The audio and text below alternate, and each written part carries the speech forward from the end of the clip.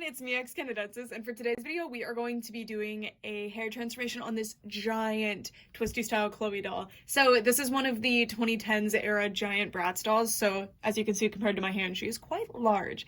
And she's overall in really good condition, actually. I was really happy to get her in this condition. She has a little bit of blush missing here. She has a couple of paint smears that we're going to be removing, and then her hair, it's not bad necessarily, but it's kind of... You can see what I'm talking about. It's very tangled, and even if you untangle it, it keeps a lot of flyaways, so we're going to see if we can address that today. And her hairstyle is overall pretty simple, so I'm confident that I should be able to, you know, get it back to how it's meant to be. And I really, really love this doll, so I'm excited to see how she can look, like, at her former glory when she has her hair all fixed up. I think her hair might be polypropylene, so I'm not really sure how successful this will be, but we will see. Alright, so I have conditioned and like really brushed through Chloe's hair, and it still looks like this. It's definitely better, and there's less tangles, but it's still matted. Very, very matted. So we're just gonna rinse it out real quick with really warm water, and then I'm trying to keep the part the best I can, so...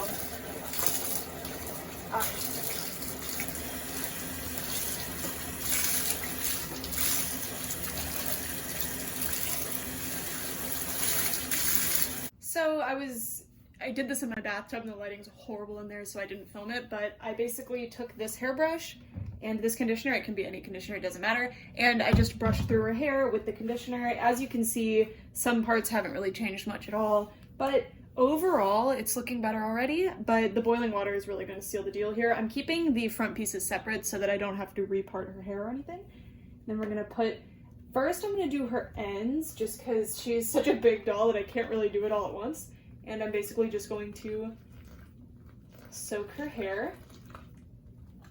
And if the water gets milky at all, it's because I didn't all the way wash the conditioner out. Generally, when I'm in the middle of a restoration, I kind of leave some conditioner, and it just makes brushing a lot easier. I'm just going to keep pouring that in. And I'm going to leave her in there for a minute just to kind of stew in it. The top of her hair was overall pretty good. It was just the ends that were really bad. So I'm not overall worried. I don't think it's going to take too long. And then this should be good for the first soak. You just have to be careful because boiling water is in fact hot. And then kind of move this aside for now. Keep these separated and... Ouch. Yeah, it's hot. Separate her hair and start brushing. So... if you're still having trouble, like this is already a lot better, but if you're still having trouble brushing at this stage, just put some more conditioner in and really, maybe don't do it as soon as she's out of the water, and really get it in there. And you can put it on the hairbrush itself too, and it just makes brushing through a lot easier. If you're ever brushing a doll's hair or in general brushing a doll's hair, but especially if the doll is very tangled, don't hold the body.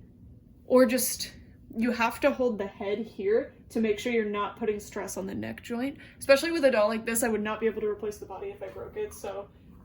and then I'm just gonna brush it through, and already this is so much better. I'm gonna switch to time lapse now just because this is going to be a long process. So this is the hair brushing part. I have a lot of conditioner in here, which is helping a lot, and make sure you always start at the end of the hair just so you're not putting unnecessary strain and stress on the hair. I kind of talk about this later, but when you pull on individual strands, especially when they're already tangled, you are causing the strands to get longer and weaker. And then I'm reboiling. I boil repeatedly and let it sit in the boiling water quite a bit just because it makes the brushing process a lot easier. And then if you boil it when it's fully brushed out, it gives you a better result than when it's tangled a little bit.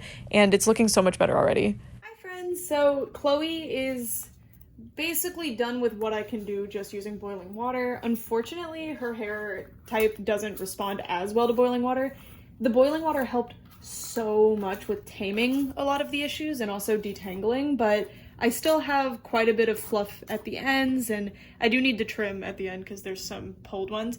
This is why if you ever use a plastic brush, or if you primarily use a plastic brush, which most companies include plastic brushes with dolls, so you would think you're supposed to use those, but they actually stretch out the fibers quite a bit because it's plastic, and the plastic on plastic creates a lot of friction. So if you have a doll with a lot of these like really long squiggly bits, that's what happened. It will still happen with the metal brush, don't get me wrong, you will still pull those, but it's a lot less common, I suppose, because this is much more slippery, and that's also why you use conditioner when you're brushing out your doll's hair.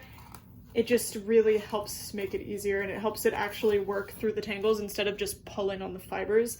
Mostly I'm really satisfied with how she's turned out so far, but the ends are still a little bit crunchier than I want them to be, and then also this really needs to be addressed. I don't know why the fronts are so bad, but we'll work through it. So she's going to be a little bit challenging because I'm not super used to this type of hair, but I have done it before. So I have this straightening iron. I just bought this at Goodwill. It was like a random cheap one, and I bought this one because it has this dial. I tend to float around 15 to 25, but I always start at, sorry, my hands are wet, so it makes it difficult.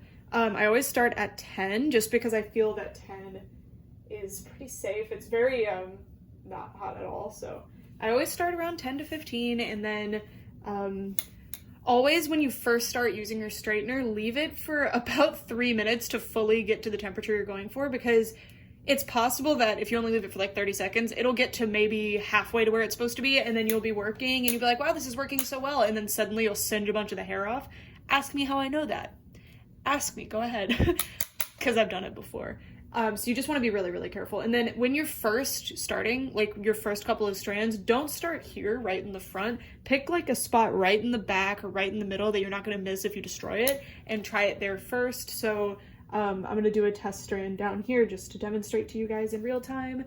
And getting the size of strands is more of an art than a science. It just depends on your straightening iron and how it works. But again, like, I don't have the exact temperature settings for you guys, so sorry. Again, I got this at Goodwill, and it just has numbers, and they're not temperature numbers, so I do not know. All right, and as you can see, it's working really well already. Do it one more time. This is a little bit less hot than necessary, but I'm seeing that it's working. It's not leaving any marks or singeing anything, so I'm going to push it up to 15 now. Ooh, I touched the metal plate. Don't do that. All right, so we're going to take another strand from the back. You can see just how tangled this hair is. Don't worry about that. That's just it responding to the water on the towel. All right. Next. By the way, I've had people mention this before. I know with human hair, you should not do this wet. You should not straighten your hair wet. That is very true. But with doll hair, it's plastic. And I'm sorry if you've seen my other restoration videos. In case this is your first one, I want to make sure that this is clear. The reason you do doll hair wet, and you can do it dry, but if your temperature is too high, or even if just the doll hair is very sensitive to temperature, if you do it wet, it makes it much less likely to actually melt, because most of the heat energy that you're applying directly to the hair actually goes to the water that's on the hair, and that's what that singeing sound is. If you do dry hair, you should not hear a singeing sound. If you hear a singeing sound or get a smell when you are doing this with dry hair, then you need to stop, because that means you're actually singeing the hair. This is dry. This is very wet hair, so that's why we're getting smoke. It's not smoke, it's water vapor. But there you go. So it's working really well. It's making the hair much, much softer, and it's taking away all those flyaways. It's kind of, to my understanding, you're kind of remelting the hair into the state that it's supposed to be in, just a little bit. And that's why heat works well in doll hair, but I'm not really an expert. This is all just from my experience. So the ends are still a little bit crunchy, but we're gonna work through it. And don't worry, I'm gonna switch to time lapse in just a moment, because I know y'all don't need to be seeing this over and over again.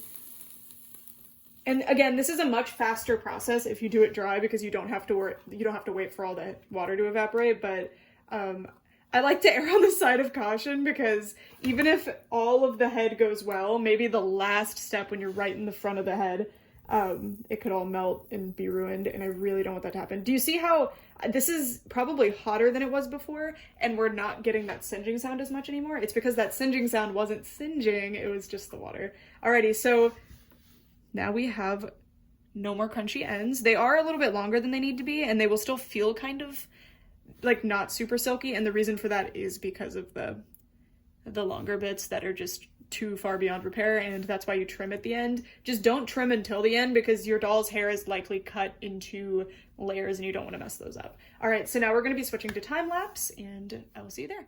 I only filmed part of this, but this was about 2 hours of straightening and brushing the hair. For a huge doll like this, it's going to take a long time, but even for a smaller one, depending on how much damage the hair has, it can take quite a bit of time, but this was very, very worth it. So basically, I brush, straighten, brush, straighten until I'm not feeling those really dry pieces at the bottom, and I just keep doing that. And this time I'm being extra careful to keep the part line in place because I kind of messed up on my giant-sized Amaya doll and lost the part line, and it was such a pain to get it back. Hi guys, so we are at the halfway point for the straightening. So this is what the front bits look like. They are actually still parted correctly, which I'm very happy about.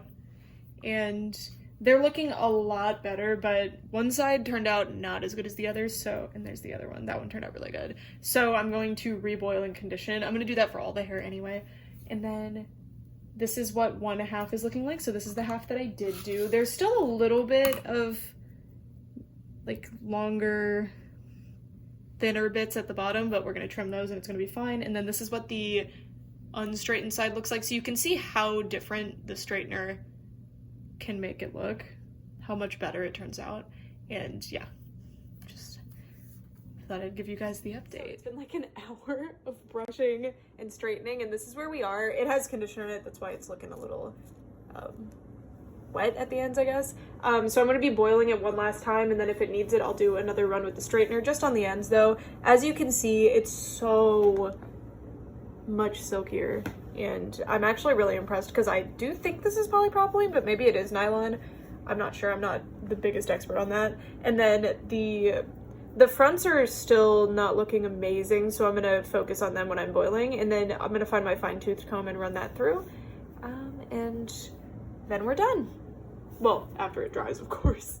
Here is the final part where I am doing the touch-ups, essentially using boiling water and my straightening iron again. So just in spots that still feel a little dry on the bottom, and especially for the front streaks, the little tendrils in the front, they really, really needed it, and some of the ends still needed it, so I left them to soak in the boiling water a little bit. I think this new pitcher that I'm using doesn't get the water as hot as my other one, so it took a little bit longer, but she's looking so good. Her hair's so much better. Even just like this, I could have called it a day here, but I really wanted to go the extra mile, so I basically ran a ton more conditioner through it using a fine-toothed comb and a big metal brush just to really coat each strand with the conditioner, and then I re-boiled it, and then of course I re-straightened it as you're seeing me do here, and I'm showing this to you in real time because, you know, in case you want to see it. It's really difficult to do as one person without like some kind of crazy contraption to hold the doll in, because you need like 3 hands to make this work. So sorry that I'm kind of like grabbing her neck and her face in like random intervals. That's what's going on, especially with the straightener, because I want to make sure she stays in place and doesn't spill boiling water everywhere, but also I have to make sure the straightener doesn't stay in one spot for too long. It's a giant pain, but it's worth it, and I kind of got it down to a science. You see, like, I have to pin her down a little bit. I think I could probably make something, and if I do, I'll let y'all know, and you'll start seeing it in videos. But for a big doll like this, I don't feel like I would restore enough of them where making one for them it would make sense, I guess. But she's looking good, and we're still straightening. I'm starting a little bit higher than I definitely need to. I really was focused on the ends, because this doll, even when I first got her, it was only really the ends that needed help, but still, doesn't matter. Just no effect on the top part and a great effect on the bottom part, so it's no big deal. Straightening again, you just can't see me doing it off camera. Look how pretty she's looking in there. Alrighty, so that's the end of the actual restoration. All we have to do is wait for her to dry now. I'm about to put Chloe downstairs in front of the dehumidifier, but this is the final result of the hair while it's still wet. It's so nice. I can't believe how good it turned out. The fronts are also a lot better. They're still not perfect, but we're going to be trimming off all of those problematic ones. And I don't mean I'm just going to cut like this. I mean I'm going to go through and pick out the hairs that are causing problems and cut those individual hairs off. And then one more thing we do have to do at the end as well is she has a little mark right here that I'm going to try to get off with some acetone. But I'm thrilled. I really thought this video would need to be scrapped because I just thought that this wouldn't turn out. So I'm very, very happy with this. Alright, so she's going to the dehumidifier now. I can't find my acetone right now. I have no idea where I put it. So we're going to be using this non-acetone nail polish remover from when I was a child. So hopefully it still works. We will see. It just depends on the nature of this this little paint smear here. So what I do is I put a little bit in the cap, just so I don't get it absolutely everywhere. No. Oh no, it is working. It's just not. There we go. It just takes a little longer because it's not as strong. And then I use the other side to kind of soak that up. And off camera really fast, I'm going to get a wet washcloth because I totally forgot to bring one in. Be careful to keep any kind of paint stripper you're using, such as acetone, away from blush, lipstick, eyeshadow, anything, because it will strip the paint. Also, if you do what I do and put it in the cap, make sure you dump it first and then put the lid back on. Otherwise, you're going to spill acetone everywhere. I do it every time. I'm so bad with this stuff. All right, I'll be right back. I need to go get the wet wash. So my restoration is done. It's not perfect. I'm still not an expert at this hair type, but this is definitely the best I've been able to get this hair type before. It looks so good. I trimmed a little bit. I was being very, very conservative and only did a few spots, so it definitely could be better, but I'm overall really, really satisfied with how this turned out. I'm also wondering if anyone's familiar with this doll. Did the previous owner trim these? I realized that they're a lot shorter, so I decided to leave them alone. If you look, they end a lot sooner than the rest of the hair, but it's no big deal even if they are trimmed. I'm not worried about it.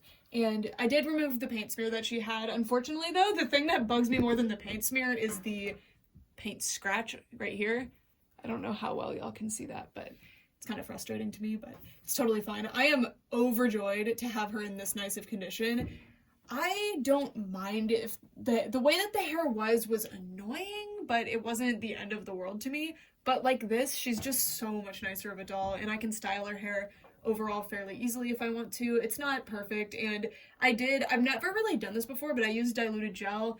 I need to work on my mixture because I think I used a little bit too much, which is why this is coming out so square.